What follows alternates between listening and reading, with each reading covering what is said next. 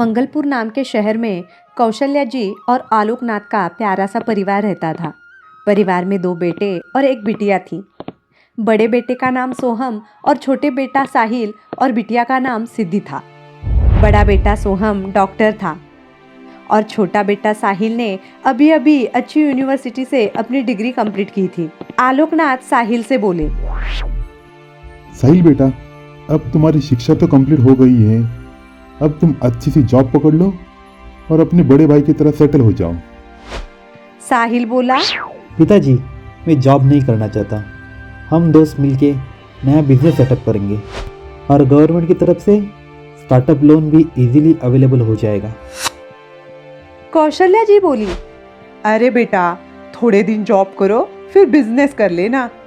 साहिल ने मना करते हुए कहा, माँ, हम सब फ्रेंड्स मिलके नए स्टार्टअप की सारी तैयारी की है, तो मैं करूँगा तो बिजनेस ही करूँगा और ये मेरा फाइनल डिसीजन है।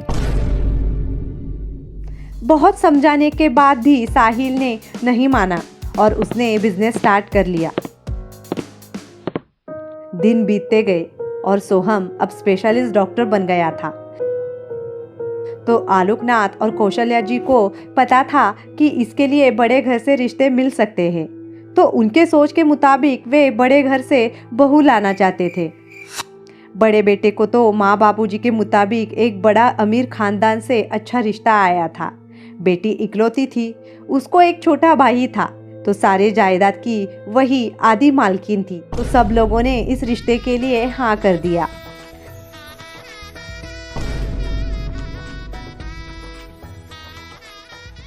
थोड़े दिनों के बाद माँ बापूजी ने साहिल से कहा, साहिल बेटा, अब तुम्हारी शादी होने के बाद हम तीर्थ यात्रा के लिए निश्चिंत होकर जा सकते हैं। आलोकनाथ साहिल से बोले, साहिल बेटा, हम बड़े घर से लड़की ले आएंगे, तुम उसकी फिक्र मत करो। सिर्फ तुम शादी के लिए हाँ कर दो। साहिल चुप सा हो गया। घर में पता था कि साहिल का बिजनेस कुछ ठीक नहीं चल रहा है, तो घर वाले साहिल की शादी बड़े खानदान में करना चाहते थे। तब कौशल्या जी बोली, अरे बेटा, कुछ तो बोलो। साहिल के मन में कुछ और ही चल रहा था, तो वो बोला, माँ, मैंने लड़की देख ली है। साहिल की इस बात से घर में सन्नाटा छा गया, जैसे कि कोई वादी आ गई हो।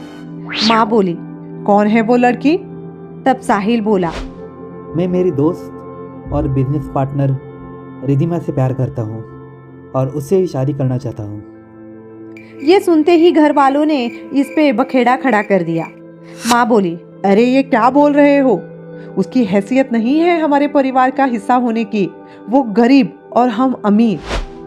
बड़ी बहू सुमन बोली, अरे इतने गरीब घर की लड़की से हमारे घर तो अपवित्र हो जाएगा।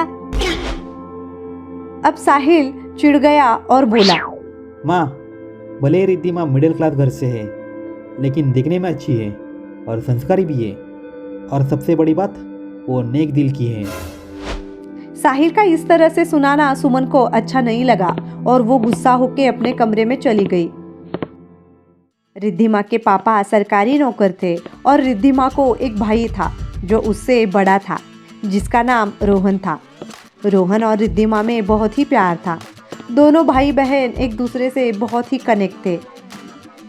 इधर साहिल की फैमिली को रिद्धिमा की फैमिली पसंद नहीं आई थी, क्योंकि वे लोग मिडिल क्लास थे। साहिल की जिद के वजह से घर वालों को शादी के लिए हाँ करना पड़ा। आखिरकार शादी हो गई। लेकिन शादी के बाद साहिल के घर वालों का रवैया रिद्धिमा के साथ ठीक नहीं था। बड़ी बहू सुमन तो हमेशा अपनी देवरानी को नीचा दिखाती थी। उसको अपने मायके के अमीरी पर बहुत ही ज्यादा घमंड था। सुमन अपने मायके गई थी और थोड़े दिन बाद वो जब रिटर्न आई, तब रिद्धिमा को नीचा दिखाने के लिए उसने सबके लिए बहुत महंगे तोहफे लाई। सुमन, माँ जी, मैंने आपके लिए नया मोबाइल लिया है। कौशल्या जी मोबाइल देखकर खुश हो गई। सुमन फिर बोली, बाबूजी, मैंने आपके लिए ये स्मार्ट वॉच लाई हूँ। बाबूजी भी बहुत खुश हो गए। अब रिद्धिमा की बारी आई तो सुमन बोली, रिद्धिमा, तुम्हें ऐसे कॉस्टली चीज़ों की आदत नहीं है। तुम तो लोकल मार्केट से तुम्हें जो चाहे ले लो, मैं उसका बिल दे दूंगी। रिद्धिमा कुछ अपेक्षा ही नहीं कर रही थी उससे कि उसे उससे कुछ मिल जाए, लेकिन बड़ी जेठानी ने उसके दिल को बड़ा दुखाया था और वो दुखी होकर अपने कमरे में चली गई। अब तो सुमन घर में हर रोज कुछ ना कुछ तो बोलती ही रहती थी। एक दिन रिद्धिमा साहिल से बोली, साहिल, शायद तुम्हारे घर वाले मुझे कभी अपनाएंगे नहीं। साहिल बोला। क्या हुआ रिद्धिमा, ऐसा क्यों बोल रही हो? तब रिद्धिमा ने उसको सारी बात बताई। सुनकर साहिल को बहुत ही बुरा लगा। साहिल बोला, रिद्धिमा, मैंने तुम में अच्छाई देखकर तुमसे शादी की है और तुम्हारी अच्छाई देखकर घर वाले ज़रूर तुम्हें अपनाएंगे और मैं हूं ना तुम्हारे साथ, तुम चिंता मत करो, वक्त के चलते सब सही हो जाएगा। दिन बीतते गए लेकिन परिवार में सुधार नहीं आया। रिद्धिमा घर का पूरा काम अकेली करती थी, लेकिन हर रोज सासू माँ और जेठानी डांट लगाती थी। लेकिन साहिल के प्यार के वजह से रिद्धिमा सब बर्दाश्त करती जा रही थी।